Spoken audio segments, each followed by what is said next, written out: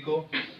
ये डिस्कवर किया गया था कब बेटा? 1869 में।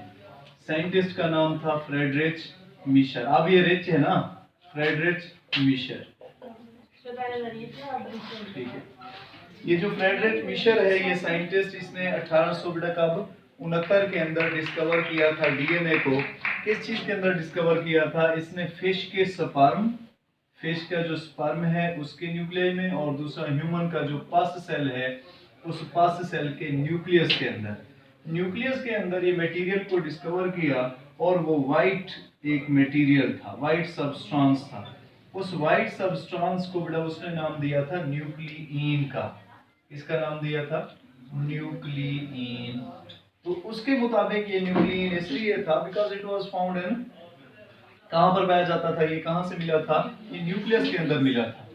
बाद में पता चला कि ये जो न्यूक्लियन है ये एसिडिक इन नेचर है। केमिकली ये कैसी नेचर रखता है?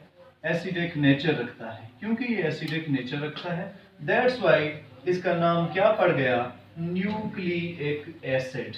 न्यूक्लिक एसिड इसका फिर नाम पड़ गया। तकरीबन कोई हाफ सेंचुरी या आप कह सकते हैं कि 50 इयर्स तक इस पर कोई खास काम ना हुआ, क्योंकि इस पर कोई लोगों की या साइंटिस्ट की खास तवज्जो भी नहीं थी। फिर जाकर 1920 के अंदर एक और साइंटिस्ट था, नाम था पी.ए. लेविन। आप लोगों ने भी उसको इसी तरह से याद रखना है, पी.ए. लेविन के नाम से। 1920 के अंदर देखें आप, ये 1869 और ये 1920, तकरीबन मोर देन 50 इयर्स हम कह सकते हैं कि इतना अरसे पर कोई भी काम इस पर ना हुआ। और 1920 के अंदर जाकर पी.ए. लेविन ने इसकी पूरी जो डिटेल वाइज थी वो सारी चीजें उसको उसने क्या किया था? स्टडी किया था। उसके मुताबिक इसने पूरी जो केमिकल कंपोजिशन बताई, इसने कहा कि जो न्यूक्लिक एसिड होता है, खास तौर पर कौन? डीएनए।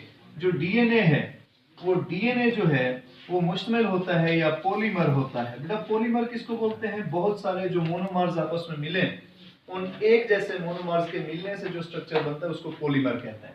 तो ये पॉलीमर है किस चीज का? Polymer of the nucleotides. ये न्यूक्लियोटाइड्स का पॉलीमर होता है। ये न्यूक्लियोटाइड्स क्या होते हैं? न्यूक्लियोटाइड स्ट्रक्चरल और फंक्शनल यूनिट होते हैं डीएनए के और इसी तरह से आरएनए के। बेटा ये जो न्यूक्लियोटाइड है ये फिर से मुश्तमिल होते हैं, हर nucleotide, each nucleotide is composed of 3 components. इसके 3 कंपोनेंट्स हैं। वो कौन कौन से 3 कंपोनेंट्स हैं उसको देखिए। वो 3 कंपोनेंट्स कौन से हैं यहाँ पर? नंबर 1, सबसे पहले एक शुगर होता है पेंटोज। पेंटोज किसको बोलते हैं? ऐसा कार्बोहाइड्रेट, ऐसा मोनोसेक्राइड जो 5 कार्बन्स रखता हो उसको पेंटोज शुगर कहते हैं। यहाँ पर जो पेंटोज शुगर है दैट इज डीऑक्सीराइबोज। बेटा वो डीऑक्सीराइबोज होता है। इसी तरह से दूसरे नंबर पर एक जो है नाइट्रोजीनस बेस अटैच होती है, नाइट्रोजीनस बेस। नाइट्रोजीनस बेस जो होती हैं ये 4 किस्म की होती हैं जो डीएनए में पाई जाती हैं। नंबर 1, एक को हम बोलते हैं एडिनिन, दूसरी को बोलते हैं गुआनिन, इसी तरह से साइटोसिन, इसी तरह से थाइमीन या थायामीन। बेटा तवज्जो से सुनो। तो 4 इन बेसेस में से कोई एक बेस अटैच हो जाती है इसके कार्बन नंबर 1 के साथ।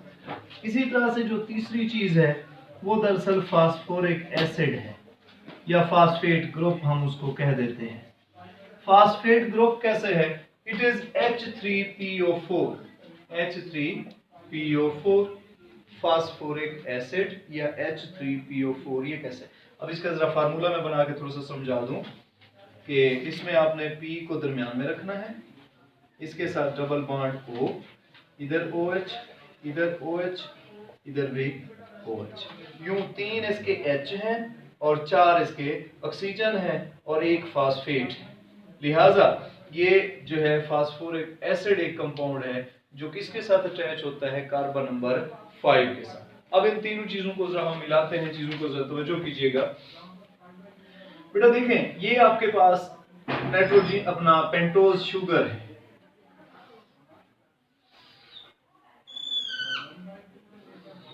ये मैं पेंटोज शुगर बना रहा हूँ। ये पेंटोज शुगर है और इसका ये कार्बन 1 है, ये कार्बन 2 है, ये कार्बन 3 है, ये कार्बन 4 है और ये कार्बन 5 है। हम तमाम कार्बन्स को जस्ट कार्नर्स की सूरत में दिखा रहे हैं कि ये क्या है, उनके कार्बन्स हैं। बेटा कार्बन नंबर 2 के ऊपर और कार्बन नंबर 3 के ऊपर ये कार्बन है, यहाँ पर भी कार्बन है, इधर भी कार्बन है, इधर भी कार्बन, इधर भी कार्बन। इसका CH2OH यूं कर लेते हैं, इसका भी OH यहाँ पर मौजूद है, इसका भी। राइबोज शुगर के अंदर OH होता है कार्बन 2 पे, लेकिन डीऑक्सीराइबोज में इसी ऑक्सीजन के ना होने की वजह से ये कहलाता है डीऑक्सी। डीऑक्सी का मतलब ऑक्सीजन का ना होना, मतलब एक ऑक्सीजन कम हो गया, उसकी डीऑक्सी हो गई, उसका नेगेट हो गया, वो कम हो गया। तो इस H की अपना OH की बजाय ये क्या है, H है, क्योंकि यहाँ H होता है। अगर ये OH होता तो हम इसको कहते हैं राइबोज शुगर। इसमें क्योंकि क्या है, H है, लिहाजा ये क्या हुआ, डीऑक्सीराइबोज शुगर। डीऑक्सीराइबोज शुगर आप लोगों ने यहाँ पर दिखा दिया और इसके साथ ये एक OH मौजूद है। अब देखें ये कार्बन नंबर जो ये है, इसके पास भी एक OH है, हर उसके साथ एक OH ग्रुप मौजूद है। अच्छा, इसका OH और उधर से जो नाइट्रोजनस बेसेस हैं, एडिनिन और गुआनिन, बेटा इनको बोलते हैं प्योरीन। क्या बोलते हैं, प्योरीन। ये डबल रिंग पर मुश्तमिल है, तो हम इनका स्केलेटल फार्मूला डबल रिंग का यूं दिखा देते हैं।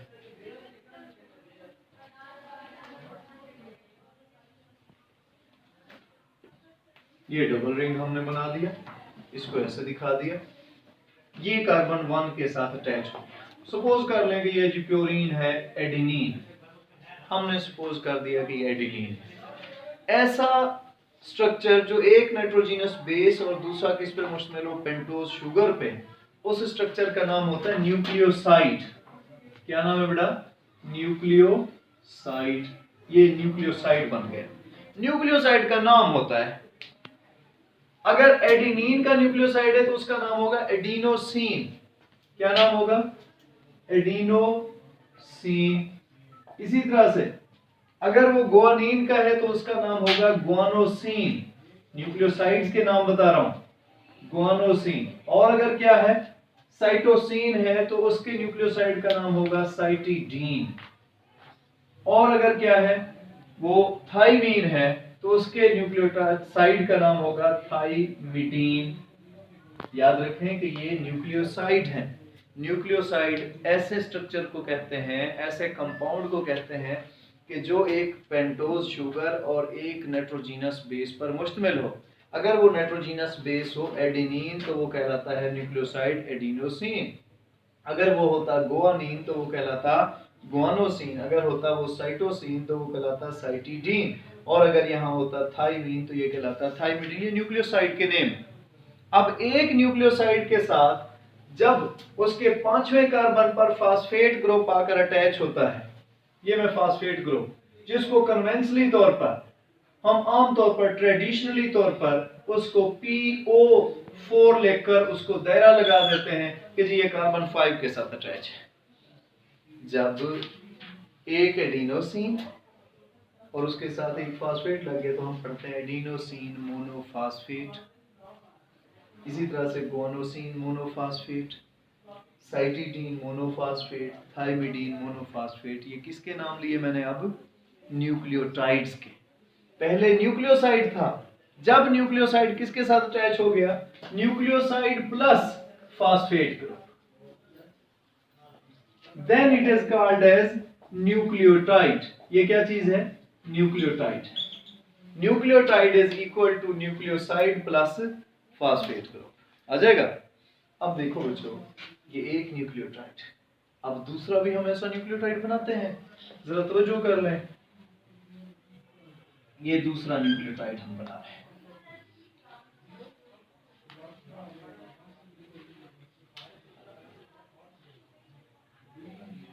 CH2OH, इसके साथ आपने वो कोई भी, अब हम दूसरा दिखा रहे हैं, फर्ज करें ये थाइमीन अटैच है। थाइमीन जो है वो पैरिमिडीन से ताल्लुक है। पैरिमिडीन जो होते हैं वो थाइमीन और साइटोसिन है, ये वाले, ये बड़ा क्या है, पैरिमिडीन है। पैरिमिडीन सिंगल रिंग पर मुश्तमिल होते हैं और साइज में छोटे हैं। ये प्योरीन्स होते हैं, प्योरीन जो होते हैं डबल रिंग पर मुश्तमिल होते हैं और साइज में बड़े होते हैं, जैसे मैंने ये डबल रिंग दिखाया। अब जरा तवज्जो करो, ये हमारे पास OH यहाँ पर, इधर H है, OH नहीं है, ये अटैच्ड। अब ये स्ट्रक्चर है, फर्ज करें थाइमीन, तो अब इस न्यूक्लियोसाइड का नाम क्या होगा? थाइमिडीन। थाइमिडीन के साथ जब एक फास्फेट अटैच होगा, फास्फेट मैं आप पूरा बना रहा हूं, मैं लिखता हूं फास्फेट को पूरा, इधर मैं लिख देता हूं डबल बॉन्ड O, इधर OH, इधर भी OH, इधर भी OH, 3 OH थे ना। अब इसके ऊपर बाज़ औक़ात H जो है वो चला जाता है, लिहाजा इस पर एक बार आ जाता है कि जी इसके पास फिलहाल एक इलेक्ट्रॉन देने के लिए मौजूद है, लिहाजा हम उसके ऊपर नेगेटिव लिख देते हैं कि एक इलेक्ट्रॉन उसके पास मौजूद है। अच्छा, अब इसका OH और इसका OH आपस में मिले क्या बना देंगे? यहाँ पर पानी का एक मॉलिक्यूल रिलीज होगा और साथ में एक बॉन्ड बन जाएगा POC। आपको नजर आ रहा है ये वाला बॉन्ड POC आ रहा है नजर? बेटा इसका नाम है एस्टर बॉन्ड। किसकी वजह से बना? फास्फेट की वजह से, लिहाजा इसका नाम है फास्फो एस्टर बॉन्ड। अच्छा, एक न्यूक्लियोटाइड तो ये बन गया, ऐसे इसका भी ऐसे है, जितने भी न्यूक्लियोटाइड है उनका ऐसा बनता है। अब ये न्यूक्लियोटाइड और ये न्यूक्लियोटाइड आपस में मिलेंगे, आपस में ये फ्यूज होंगे। किस तरह से? अब इसका भी OH, इसका भी OH। अब इसके साथ देखो बच्चों, जरा तवज्जो कर लें, देखिए बेटा इसका भी OH है और उसका भी OH था उस कार्बन का, ये दोनों आपस में मिलेंगे और पानी का एक मॉलिक्यूल रिलीज हो जाएगा, लिहाजा एक और POC बॉन्ड आपको नजर आ रहा है, आ रहा है नजर? ये POC बॉन्ड और ये भी POC बॉन्ड। फास्फेट एक है, एक फास्फोरस की वजह से जब दो बॉन्ड बने एस्टर बॉन्ड, इनको बोलते हैं phosphodiester bond, phosphodiester bond या एस्टर लिंकेज जैसे आप कहते हैं। तो फास्फो डाई एस्टर लिंकेज बन रही है दो न्यूक्लियोटाइड के। फिर देखें यहां पर, यहां फिर देखो, ये फिर न्यूक्लियोटाइड के लिए OH मौजूद है, मतलब एक और न्यूक्लियोटाइड यहां से अटैच हो सकता है। ऐसे करते करते करते करते एक लंबा सा धागा ये बन जाता है। अब इसकी डायरेक्शंस देखो जो बच्चों को अक्सर समझ नहीं आती।